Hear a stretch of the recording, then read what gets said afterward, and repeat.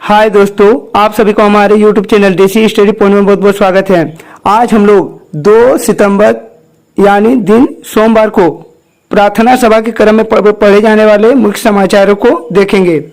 इसीलिए आज के हमारे इस वीडियो को आप लोग शुरू से अंत तक देखें और हाँ, अच्छा लगे तो अपने दोस्तों को भी ज्यादा से ज्यादा शेयर करें। तो चलिए दोस्तों, अब देर न करके आज के हमारे इस वीडियो को यहीं शुरू करते हैं और एक एक करके उन समाचारों को देखते हैं। आज का महत्वपूर्ण दिवस 2 सितंबर यानी राष्ट्रीय हमिंग बर्ड दिवस, 2 सितंबर विश्व नारियल दिवस और 2 सितंबर भारत के अंतरिम सरकार का गठन। 2 सितंबर 1946 को संविधान सभा ने भारत की अंतरिम सरकार बनाई थी। इसी सरकार ने 15 अगस्त 1947 तक देश का कामकाज संभाला था। तो चलिए दोस्तों, आज के मुख्य समाचारों को देखते हैं। आज का पहला मुख्य समाचार अंतर्राष्ट्रीय से है। इसमें दी गई है कि भारत, श्रीलंका, मॉरिस, मालदीव ने कोलंबो सुरक्षा सम्मेलन सचिवालय की स्थापना के लिए 4 और समझौता ज्ञापन पर हस्ताक्षर किया। अगला मुख्य समाचार राष्ट्र से है। इसमें दी गई है कि भारतीय सेना ने पूर्व सैनिकों और उनके परिवारों के लिए कल्याण के लिए नमन परियोजना के लिए पहले चरण का शुभारंभ किया। हमारा अगला मुख्य समाचार राज्य से है। इसमें दी गई कि झारखंड AQ30 है। वायु की गुणवत्ता अच्छी है और वायु प्रदूषण से कोई खतरा नहीं है। जितना अधिक होगा वायु प्रदूषण का स्तर उतना ही अधिक होगा और स्वास्थ्य संबंधित चिंता उतनी ही अधिक होगी। 50 या उससे कम का AQ अच्छी वायु गुणवत्ता को दर्शाता है, जबकि 300 से अधिक का AQ खतरनाक वायु गुणवत्ता को दर्शाती है। हमारा अगला मुख्य समाचार शिक्षा जगत से है। इसमें दी गई कि नासा ने पृथ्वी के पीछे हुए विद्युत क्षेत्र की खोज की है जो ध्रुवीय हवा बनाता है। चंद्रयान 3 लैंडर ने पाया कि चंद्रमा की सतह गर्मी का संचालन नहीं करती है। इससे मानव आवास के लिए थर्मल कंबल के रूप में इस्तेमाल किया जा सकता है। तो चलिए दोस्तों, अब हम लोग आज के सामान्य ज्ञानों को देखते हैं।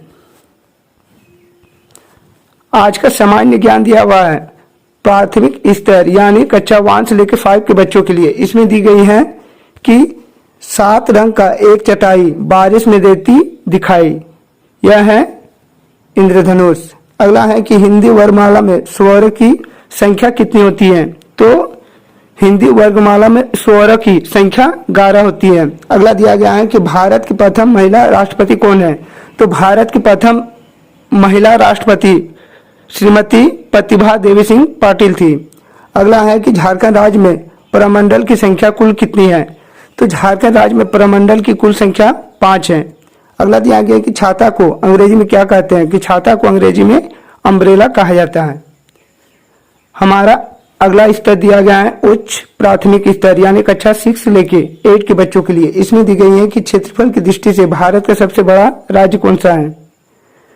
तो क्षेत्रफल की दृष्टि से भारत का सबसे बड़ा राज्य राजस्थान है। अगला दी गई है कि भारत के चर्चित खिलाड़ी नीरज चोपड़ा का संबंध किस खेल से है? तो भारत के चर्चित खिलाड़ी नीरज चोपड़ा का संबंध भाला फेंक से है। अगला है कि अज्ञात शब्द का विलोम क्या होता है? तो अज्ञात शब्द का विलोम ज्ञान होता है। अगला दिया गया है कि बांग्लादेश की राजधानी कहाँ है? तो बांग्लादेश की राजधानी ढाका है। और अगला दिया गया है कि मानव नेत्र वस्तु का प्रतिबिंब किस भाग में बनाती है? तो मानव नेत्र वस्तु का प्रतिबिंब रेटिना पर बनाती है। हमारा अगला स्तर यानी माध्यमिक स्तर कक्षा 9 से 12 के बच्चों के लिए। इसमें दी गई है कि झारखंड का न्यूनतम साक्षरता दर वाला जिला कौन सा है?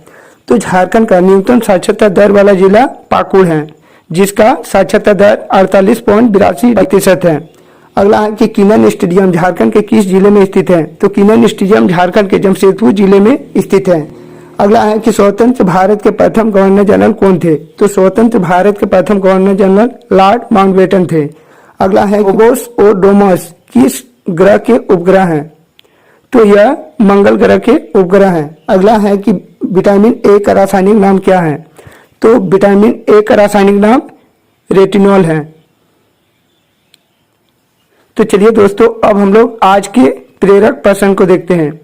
आज के प्रेरक प्रश्न में दी गई है कि कोई काम छोटा नहीं होता। इसमें दी गई है कि एक दिन महात्मा गांधी के पास एक लड़का आया और बोला कि गांधी जी मैं भी देश की सेवा करना चाहता हूं, इसीलिए मुझे भी आपके साथ काम करने का मौका दीजिए। गांधी जी ने उस लड़के को देखा और बोले कि ठीक है, मैं अभी चरखा चला रहा हूं, तुम यह सूत इकट्ठा कर दो। लड़के ने गांधी जी के द्वारा बताया गया काम कर दिया। इसके बाद गांधी जी ने कहा कि कुछ बर्तन रखे हुए हैं, उन्हें साफ कर दो। उस लड़के ने यह काम भी कर दिया। इसके बाद गांधी जी ने उसे आश्रम में सफाई करने का काम दे दिया। इस तरह गांधी जी ने उस लड़के से छोटे छोटे काम कराने लगे। कुछ दिन बीत गए, उस लड़के को यह सारे काम अच्छे नहीं लग रहे थे। एक दिन लड़के ने गांधी जी से कहा कि मैं अब यहाँ नहीं रुक सकता, मैं जा रहा हूँ। गांधी जी ने उसे पूछा कि लेकिन क्यों जा रहे हो? लड़के ने जवाब दिया, मैं पढ़ना लिखना चाहता हूँ, अच्छे परिवार से हूँ, आप जो काम मुझे करवा रहे हैं यह काम मेरे लिए सही नहीं है। गांधी जी ने उस लड़के की बात शांति से सुनी और उसे समझते हुए कहा कि मैं तुम्हारी परीक्षा ले रहा था। जो लोग देश सेवा करना चाहता है उनके लिए सभी काम एक समान है। सेवा करने वाले कोई भी काम छोटे बड़े नहीं होते। सेवा भावी सिर्फ सेवा करती है।